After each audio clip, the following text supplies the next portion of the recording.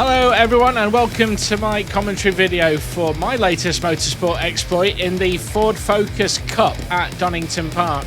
It's a new series for me, it's a venture from what I'm used to, but there's my car.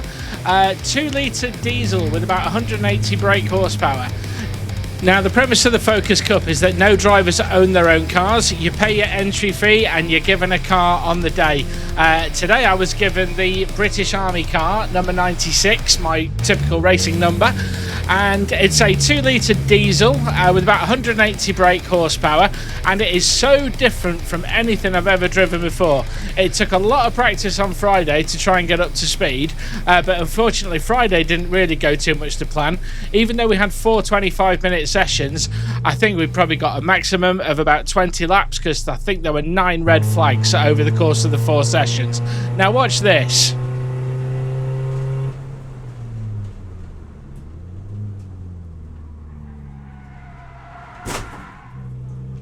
Whack. That was in the Friday practice. Apparently that was my fault that another driver braked a bit too late, locked up his wheels and drove into the side of me. Yeah, that didn't set a great precedent for the rest of the racing. But anyway, I qualified 10th in class after a much drier Saturday morning than we were expecting. So yeah, what we're going to get, I think there's like 18, 19 cars in class. So first ever standing start in a diesel, not good. Look at the other cars pulling away from me. There's so many little nuances that I have to learn about these cars, and there's also debutant Neville Voss flying up the inside of me. Now again, listen to the audio of this.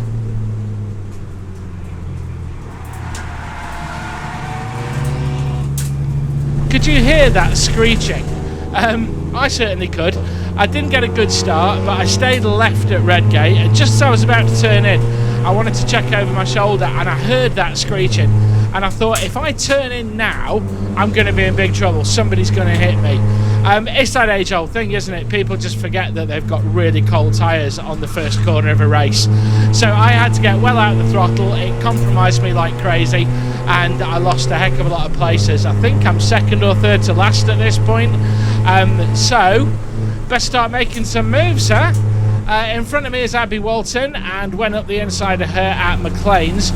She managed to hang on around the outside, so I gave her car's width. I did get a better exit, so by the time we got up to the top of the hill here at Coppice, I'd managed to take the position. And I'm thinking we're on the GP circuit, so we've got the chicane at the end and then the run down to the Melbourne hairpin. So I will try and get a good exit here. Now this is only a 15-minute race, and of course I'm used to much longer races, so I've got to get my foot down and take my chances when they arrive. Now these two here are compromising each other, so what do? I missed my braking. I've just had a pop at someone for turn 1 up at Redgate, and then I went and did exactly the same thing. So it really does show that sometimes it's better just to hold your hands up and admit you made a mistake, exactly like I just did there. So those two cars got away from me, and then Abby managed to get back in front. So let's reset. We've lost a lap. We're about 2.5 minutes into a 15-minute race. Yeah, what are we going to do? Now, I qualified 10th out of about 18. I thought that I got another half a second to a second in the car from qualifying. So outright pace, I should be about 8th, I think. But of course, other people also improved from qualifying to the race as well. So, you know, by rights, a best position I could have got would have been about 8th. A par would have been about 10th. Anything less than 12th is going to be disappointing. And at this point, I think, oh, someone got a really bad exit there in the Dereza car. I'm ever sorry, I don't know who these other drivers are. I tried to meet people, I tried to learn who is in what car, but yeah, there were just too many to get to know everyone. So I'll just refer to people by the cars they were in, and if they recognise themselves and want to say hello in the comments, then by all means please do. So again, look at that, good exit out of the old hairpin, powering up the hill, flat shifting the car into 5th gear, and I'm wondering, can I ever go up the inside at McLean's here? I am catching. I'll show the nose a little bit, but nah, this guy in front was pretty hot on the brakes and didn't give me an opportunity. So again, power up the hill towards Coppice Corner. It's a bit of a chance here. Sometimes you want to take 5th gear, sometimes you don't. But I thought I'll get in earlier. Look at those two, they've both drifted wide. So this is a really good chance for me. I will try and get to the inside, and then the Dorenza car starts to come over. I've still got a gap. Whoa! Close the gap up. There was probably contact there. I was getting pushed onto the grass, and at the moment I'd kind of figured out what was going on, I also spotted the safety car boards. Now, again, of course, you don't overtake under the safety car, which is why I waved him back through then. However, look, the move I started was legitimate. I started that move when we were under green flag conditions, and the guy just moved over on me. Didn't check the mirror, didn't know I was there, or if they did, then shame on them, but I'm sure that's not the actual case. It's just awareness. Didn't know I was there, nearly put me on the grass, and by the time it all shook out, I spotted the safety car board, and yeah, of course, gave the place back. So we're now in safety car conditions.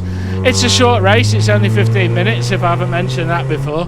And, of course, every lap behind the safety car is one less lap that I get to exploit the pace I've got over the cars around me and actually see about making some progress. Okay, so we'll fast forward through the safety car because, yeah, nothing happens. It's a safety car.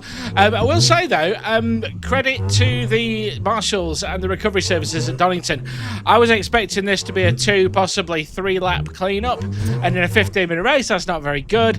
But the marshals surprised me. They got everything done in 1 lap, which is why when the race restarts, right about now, yeah, I'm about 4 or 5 car lengths off the car in front.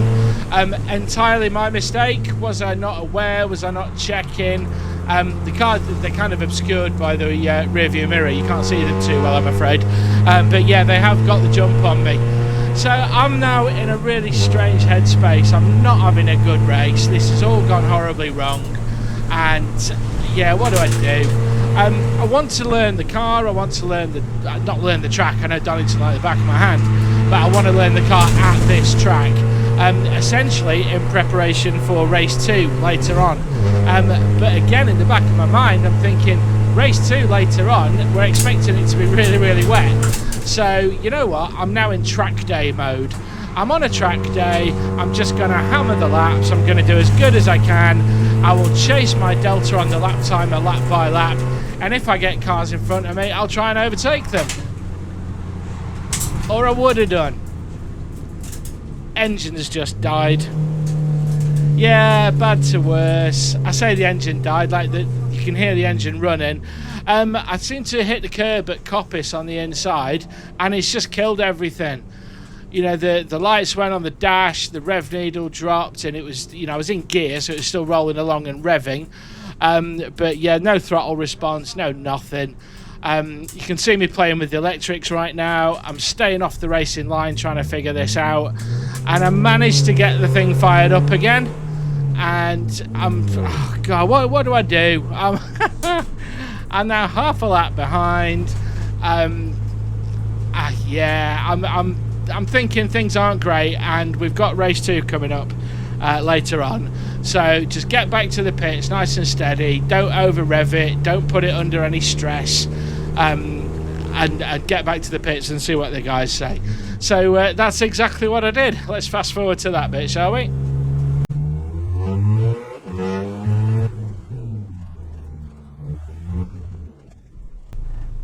Okay, so now I'm in the pits. I'm trying to find the Focus Cup mechanics, and of course, without any serious familiarity, I didn't know where they were likely to be in the pit lane, but luckily a couple of the guys saw me come in.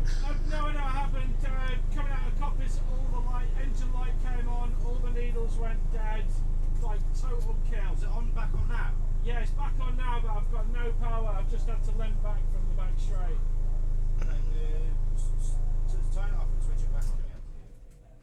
Did you hear that? The old turn it off and turn it back on again. Brilliant. But you know what? It worked. Honestly, you couldn't write it. It's cut out here. The yellow cut out. Did you go over a bump and it cut out? Did you notice through the corner? It was on the straight. I was just getting ready to change gear and boom. That's my recollection being wrong. Another great example of how what you think happened didn't. In my head, I was going from 4th to 5th down the straight when the engine went, when in reality it happened as I came out of Coppice Corner. I say this so many times, whenever anything happens in a race car, whatever you think happened probably didn't. Go and check your footage and have another look.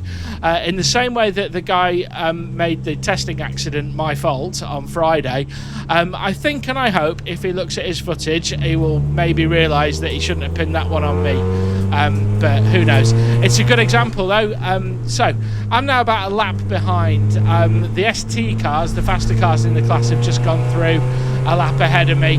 I know that I'm last. I know there's nothing going to change. You know, I could set lap records all the way to the flag and it wouldn't change my position. So again, I've paid for the track time, I've paid for the laps, so try and enjoy them. But you can see the wipers come on now. So yeah, it's starting to get wet, starting to get drizzly, and I'm used to endurance racing, okay? Everything happens, I wouldn't say everything happens slower, but of course there's more time to deal with stuff. And in this 15-minute format, I've had an awful lot of drama go on, and there's very little time to process it, deal with it, anything like that. You know, if something goes wrong, then it's gone wrong, forget it, move on, you're not going to get it back. So I spent the remainder of this race just driving around. I wanted to chase the Delta like I was on a track day, but with the rain coming down, that wasn't going to happen. So I'm trying to just get a feel for things. You know, what's it like under braking when it's a bit greasy? Where, you know, does it front end understeer, rear end oversteer under braking? What's the power delivery like coming out the corner? Do I get much traction? Am I suffering with wheel spin? All that kind of stuff is what I want to find out, but I'm also mindful of the fact that I've just had an engine issue. It cut out on me and I've no idea why. I'll use this time to explain why, actually. I found this out afterwards when I got back to the paddock, that the earth connectors on these cars are notoriously vulnerable. I don't know when they were last checked or serviced, but I was told they're vulnerable to rust, and a bump or a jolt can essentially break the connection or ground the car or something like that, and all the electrics go. And I think that's the checkered flag, actually. Oh no, am I just letting some faster cars through? Yeah, I'm just letting some. They were actually faster cars, but they were catching me a little bit. But it's just, look, they're having their own race. Maybe I can learn something from following them, or yeah, we'll see. Anyway, so race 1 was a disaster. So that was that. Went to the checkered flag in last. So let's queue up for race 2. Now, I'm not at the back of the grid because the Focus Cup has a strange reverse grid system. So I lined up 13th in class, but with potentially slower cars in front of me and faster ones behind. So yeah, but you know what, at this point I just don't care. I just want to go around, I want to give a good account of myself, I want to stay out of trouble and try and enjoy the race with whoever I happen to be racing. The final position is irrelevant to me in this case. So greasy conditions, got a decent start there, look. Managed to pull a couple of car lengths on Neville in front of me, but he managed to get through his gears a little bit better, I think. And then was coming down to Redgate. I'm mindful I've got Jason Bailey on my left-hand side, so I don't want to understeer wide. That would be stupid. But I don't want to get on the curbing on the inside. And look at that, I completely forget to go down to 3rd gear. What an idiot. Absolute schoolboy error. And I lose a heck of a lot of momentum. But I'm on the racing line. I'm ahead of the car behind. So yeah, let's just navigate through Craner. There is a dry line. And then, yeah, have a look at this.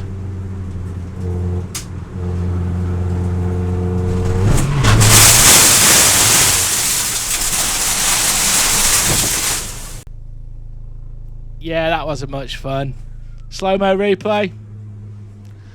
He came up the inside. I think he missed his braking point. It was wet on the inside. Maybe he hit the curbing and lost traction. Got the side swipe, front end grips, comes across, and I've got nowhere to go. Can I stop before the tyres? No, cross my arms. Bang. Yeah, it didn't hurt. It's cruel sport. We're going to be back at Donington Park in October for the CSCC. See you there. Thanks for watching.